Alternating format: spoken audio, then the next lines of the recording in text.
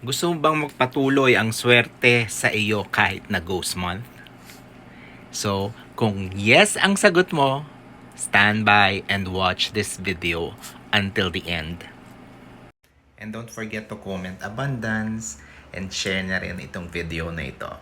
So, kung handa ka na, pumunta ka na sa iyong kusina. And yes, you heard it right, kusina. Dahil doon natin kukunin yung ating main ingredient na kinakailangan sa ating pampaswerte. At eto na po ang ating kakailanganin. Yes, bawang. And aside sa bawang, kakailanganin natin ay red na ribbon. Ang kulit ng aso ko.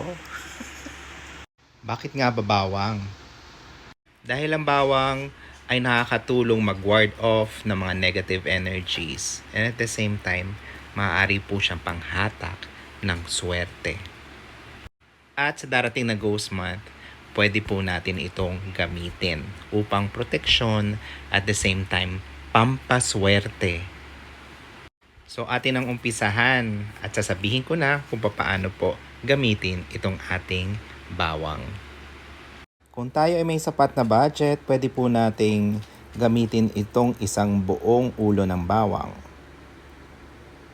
Pero kung nagtitipid, pwede rin naman ang isang piraso nitong bawang na ito.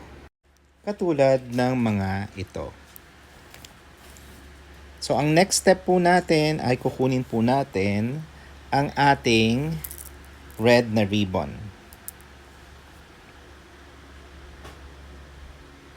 So, maaari nyo pong itali ng paganyan at maaari nyo pong itali ng paganito. So, two ways po yung pinakita ko sa inyo. Either of the two will do, basta maitali po siya. At pwede rin isang piraso lang ang isasabit dun sa pagsasabitan natin.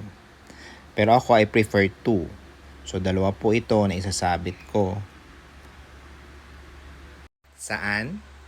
Sa aking main door.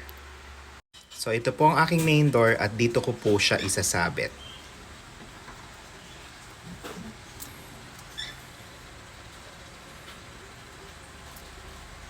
Hindi lang po sa main door nyo po kayo magkasabit. If you have more bawang, the better.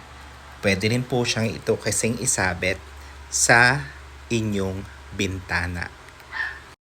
Like this. So, ito po kasi yung aking bintana. Kaya dito ko po siya sasabit. Yan po. At yung mga sinabit nyo po ay papalitan every week, every Friday, habang ghost month.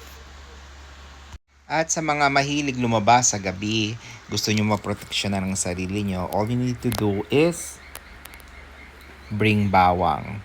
Yes, bring bawang. Kung ayaw nyo naman malagay or mag-amoy bawang yung inyong bag, pwede nyo rin pong ilagay sa Ziploc po ito.